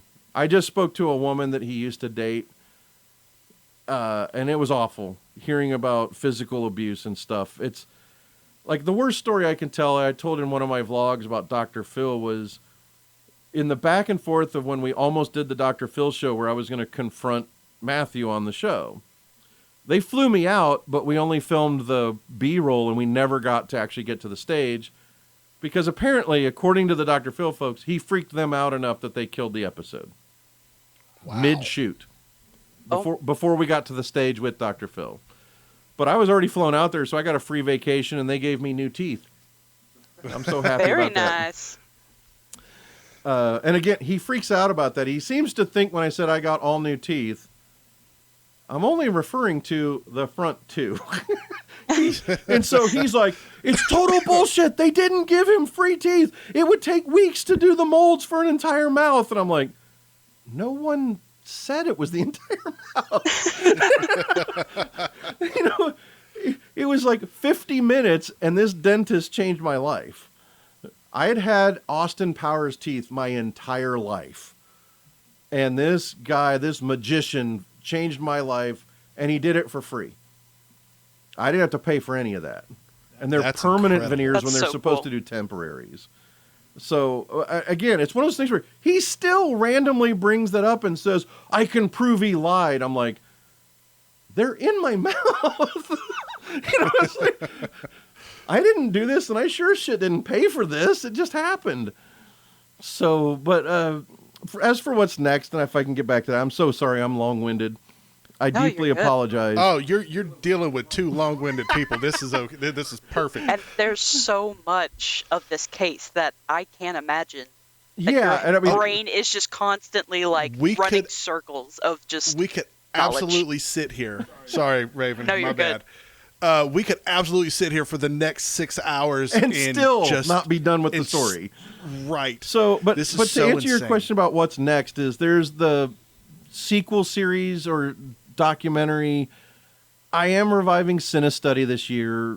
Yes. I'm going to try an all new approach to it. There's a bigger project I'm trying to work up to. That would be like a year-long Cinestudy project that I want to be my main focus. So much is still hinging on the documentary itself being released. Then there's continuing the part 2 later. But I really want to, I want to get this guy out of my life and out of my head. But first and foremost, I have to finish off the defamation lawsuit that's going on right now against his company. Because if I can get that taken care of, I can sleep a lot better at night knowing that if he defames me again, when he says things about me that are heinous and awful, like completely false accusations, like on his company website right now is a whole article about the racist roots of Social Media Monster, and virtually everything he describes is not even about me at all. He made up a thing about Brian Myers, who's in the documentary. Another city councilman that's not Brian had a blackface scandal for dressing up as, I don't know if it was Aunt Jemima or something like that at a Halloween party. And when Associated Press and CNN looked into it, Brian had initially been critical of him and then volunteered on his own. He's like, look, who am I to throw stones in a glass house?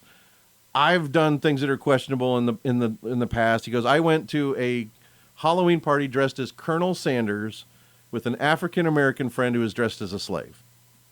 He goes, I thought it was funny at the time, and it wasn't. It was wrong, and I shouldn't have done it, and I'm sorry. And that's it. You know what I mean? It's like he dressed as Colonel Sanders. Hmm. That's Yeah. his big crime. And Burdick is trying to say that I'm hiding a blackface scandal from the movie. And it's like, well, first and foremost, what does any of that have to do with the story of the movie? How does that make anything Matthew said or did different? It doesn't. But the other thing is, I think there's an enormous gulf of difference between racist and racial insensitivity. Dressing even in blackface is not necessarily racist. Racist is when you actively do something with the intent to harm someone of another race. Racial insensitivity is when you do something that can hurt someone, but you didn't do it intentionally. I think there's a huge difference between those two things. And so for me, it's like, I don't see it as a scandal. Colonel Sanders is not a blackface scandal. And everything else he says, like he keeps talking about a relationship I have with people I've never heard of. Like he's saying I defended this one district attorney who I've never communicated with. He's like, I saved his career even though he tried to harm someone with Black Lives Matter. I'm like, I don't even know. I've never dealt with the man. So how is that me connected to that? But again, it's the internet. He's now connected the name Social Media Monster and my name personally with racists. It's in the Google results. When you look up my name, there's this racism thing that comes up now.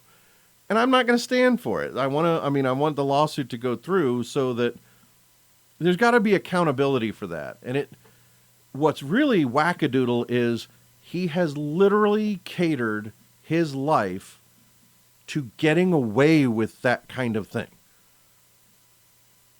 That is surreal. The man has children and grandchildren, and he's never met his grandchildren because he has warrants for his arrest in Ohio for what he's threatened me with and for violating my civil stalking protection order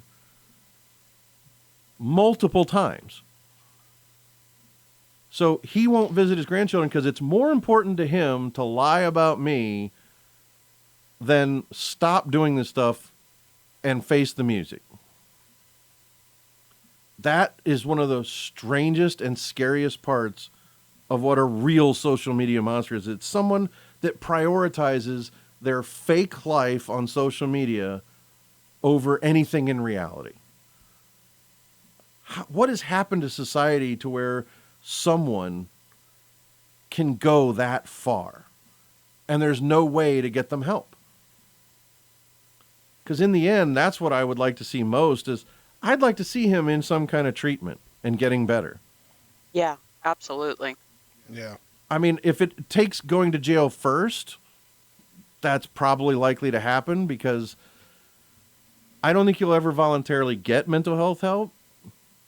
He keeps creating like barriers and moving goalposts, which means he doesn't really want mental health help. If he did, he'd be making phone calls, and he's not. Mm-hmm. And what does that say about us as a people at this point that he gets that validation from clicks and likes? And that's more important to him than holding his grandchild in his arms. Like I don't even have kids, and that makes no sense to me. It is crazy. It's insane. And no one can really know. And I hope that someday, I mean, at least for his sake, I mean, that he gets it figured out. I mean, I'm kind of with you on that. Like I would love to see him I think the ultimate kind of like third part of this trilogy would be he gets help and then both of you are sitting in a studio together on the third movie going, here's where we are now. I wouldn't mind that. I just don't believe it's possible. Yeah. Yeah. And that's not for me not being forgiving. I think it's not possible for him. Well, I look forward to what the next chapter in the saga is going to be. I can't wait for it to come out. Excuse me.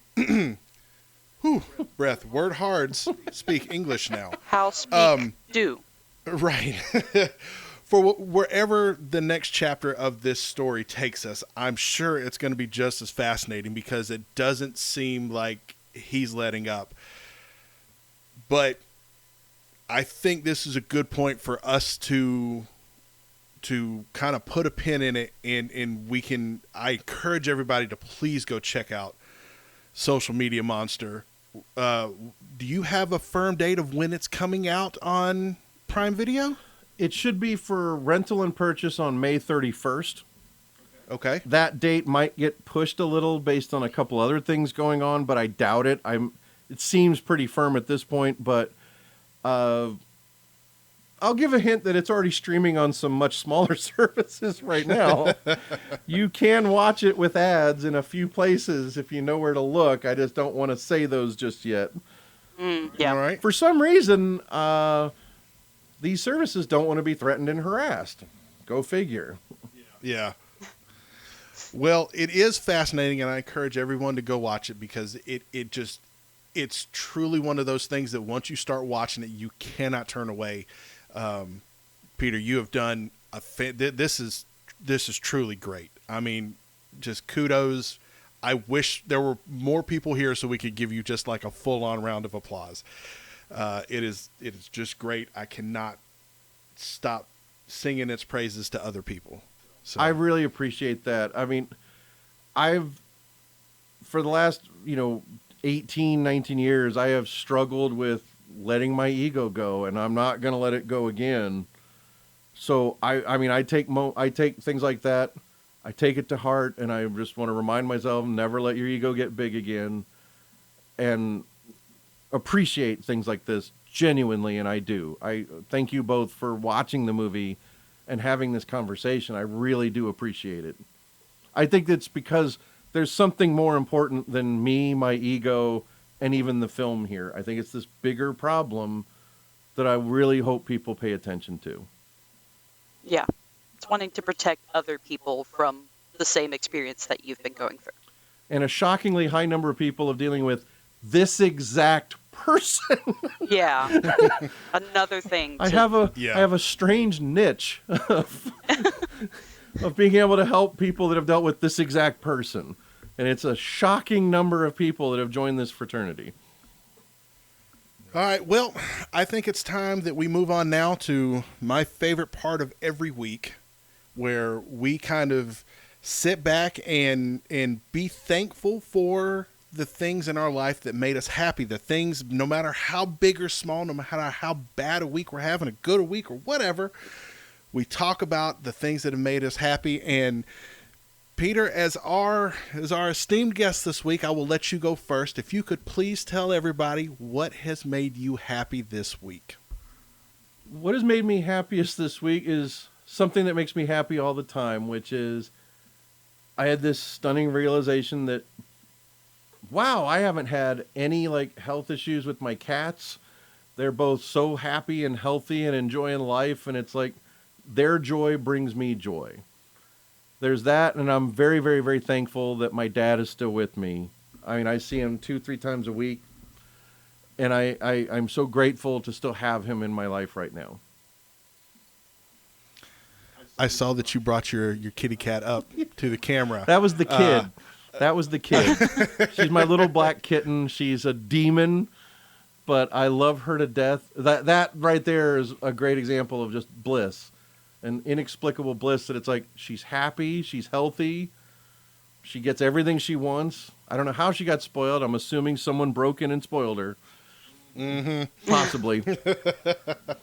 But yeah, that's my main thing is my own little adopted family and my real family. I mean, I have a relationship with my nephews that I didn't have before, which has been really wonderful. That's awesome. It's beautiful. Raven, how about you? I don't believe that I said it last week, but I know that I stated a few weeks ago that we went and got pictures of the boys, which for you, Peter, those are my dogs, because my boyfriend and I are also we don't really like kids. So animal family is our favorite thing. I am going to tell Amy that. Well, sorry, Amy. But they came back this week, And I couldn't stop looking at our photos. They were so cute, and I haven't posted them online yet because they were going to be kind of like a Mother's Day thing as well for like my grandmother and Chris's mom. But I showed them to one of my friends, and she looked at this one picture of Boo, who is our 17-year-old dog, and she literally started crying while we were out at dinner. She's like, "Why would you show me this? This is literally the cutest thing ever." And it's just made me so happy to look at these photos and have those little memories of how Yeah, just precious he is. just to say something with that I wanted, it made me think of something, which is I was just watching the documentary streaming today on another service that just started streaming it today. And in the opening, I completely forgot that during the editing of the documentary, my oldest and my youngest kittens passed away. Oh. And they're both in the intro. Oh. In the intro, when I talk about the cats on the internet, it's the two kittens that passed away. And I'm at that point now where it's been 3 years, and when I see them, I feel joy remembering everything they brought into my life. And that, again, it brings me back to the theme of this moment, which is appreciation, which is having the two cats I've got now and appreciating what I've got in the moment and not regretting later, like not giving them attention and not giving them time. I'm doing plenty of that right now. And I love it. I love that I can give something and I don't need anything back from it. Yeah, it's just good for the soul. Mm-hmm. How about you, Mark? Yeah, what's made you happy? Yeah, what made you happy this week? I've been making designing 3D models for myself and a buddy at work. He kind of gave me the idea, and we've been kind of working on these gift card holders that I've been designing, and we've both been kind of 3D printing, and I'll make a version and bring it to him at work, and he's like, "Oh, it's great," and I'll email him the file or whatever. And last week, this man got his mother-in-law to make a full-on, full-size Tres Leches cake, and that was great. And this week, he shows up to work. He's like, "I'm getting you lunch today. We're going to the Guatemala restaurant, and I know them real well there, and they make me mole." And I was like, "I don't know what that is." And he's like, "It's like chicken with mole sauce and rice and tortillas, and you're going to love it." And this man showed back up with just the absolute best food. I cannot tell you. And I sat in his cube, and we all joked. And the person who I said last week that was my new best friend, we confirmed our best friendship while we were sitting there bonding over mole. And it was just such a good time. Meanwhile, like, my boss's boss is walking by our cube and just not even paying us any attention. So that just made it even better. On top of that, you guys are talking about your dogs. I'm going to talk about my kid, or at least one of them. My oldest daughter got her, I don't know, we'll say championship ring, for the lack of better terms, for winning at the state level for their one-act drama production of Fiddler on the Roof. And they had this cool little ring ceremony, and the rings are really, really nice and really heavy. And I was like, this is insane that my freshman has this just big, gaudy piece of jewelry. And it was just a really cool thing. I was really proud of her and all of them kids. And they really put on a great show. And, proud dad moment, man. Like, my kids, I try. It's honestly a concerted effort every week, just so I am not going, "I'm so proud of my kids." If it's not one, it's the other. I just, I try to break it up a little bit, but they just do stuff every week where I'm like, man, I'm so proud of them. I love them so much. I'm going to steal the line, Peter, that you used like a couple minutes ago. Appreciate what you got in the moment. That's going to be in every episode from here on out. I think that perfectly sums up exactly what we're trying to do here, and it's a great sentiment, and I'm going to steal it. Oh, feel free. It's not mine. That doesn't belong to me. So, All right. Well, Peter, why don't you tell everybody where they can find you, Social Media Monster, all of that stuff, where they can find you, where they can watch it, where you can tell us they can watch it. Yeah. Yeah, so they can find me at socialmediamonsterdoc.com, like DOC for documentary. Same thing on Facebook, Instagram, X, Twitter, all of that. Social Media Monster, you'll find me pretty much right away. YouTube is the main place where you can keep up with either the Social Media Monster page or my sonnyboo page, SONNYBOO. Sonnyboo is, it was a name my brother gave to me years ago before he passed away. And that's the name of my company and the name of my YouTube channel where you can see all of this stuff. It also connects to cinestudy.org, which is the website, but also, on YouTube. And that's the best place to find me everywhere, especially YouTube is where, if any of this interested you, you can catch the trailer there. You can see clips from the movie. You can see everything, especially the vlogs or updates, which are almost like mini documentaries themselves. Raven, where can they find you? You can find me over on the Twitters at I almost just said the wrong one. Spooky_Raven. And I'm also on Instagram at That's So Raven Ellis. You can also find this cute little podcast just about anywhere at Nerd for No Reason. What about you, Mark? Where are you at? Let's see. You can find me on Twitter and Instagram at Turtles Do It. And you can, again, find the show. If you type us into Google, we're like the first 5 responses or first top 5 searches. So we're out there. Hit us up. And I do have one question that has been nagging at me for the last 3 weeks, I guess it is, since you sent that initial email. Okay. And that is, how did you find this email? Like, where did it come across your desk? Like, hey, let me reach out to these guys. And I ask because our email box has been getting a little bit of action lately. I'm not complaining. I really want to put that out there. I am absolutely not complaining because this is fantastic. But I just don't know how you got it. I was using Twitter to try to find. I don't particularly use Twitter or X for much of anything, and I was just started suggesting podcasts, and yours was one of the first podcasts that it suggested. As kind of when I started clicking on ones that I started subscribing to.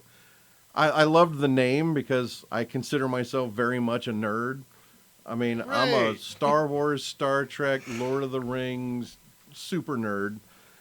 And so the name appealed to me, and I thought this might be a good fit for talking about the documentary because this is kind of a geeky topic that I think is a little more broad relatable, but it seemed like the perfect fit, and I listened to a couple episodes. And I can't remember if I got the email from, I think it's just from YouTube, where you can click on view email address. Yeah, okay. I'm pretty sure that's where I got it. Or if you have a Facebook page, I got it from there. Those are the two main places where people still have email addresses. Strangely, Twitter, hardly anybody puts their email address on Twitter.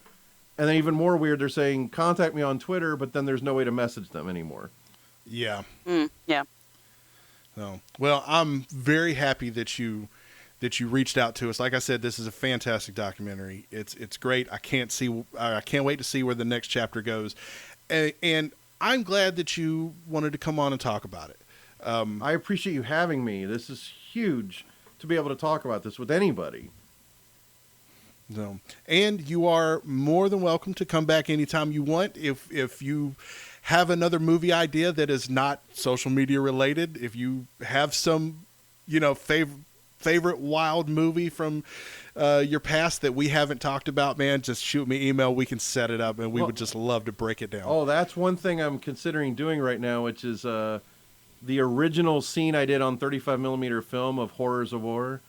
That may just be the next Cinestudy project to let people edit that. Oh, man. That'd be so fun. Oh, it's just one scene, but it's awesome. Well, everybody, thank you so much for listening. Peter, thanks for coming on again. And please go and do something wonderful in the world today. You guys go ingest all the coolest new medias, and we'll see you again next week on the Nerd for No Reason podcast. Goodbye. Thank you, everybody.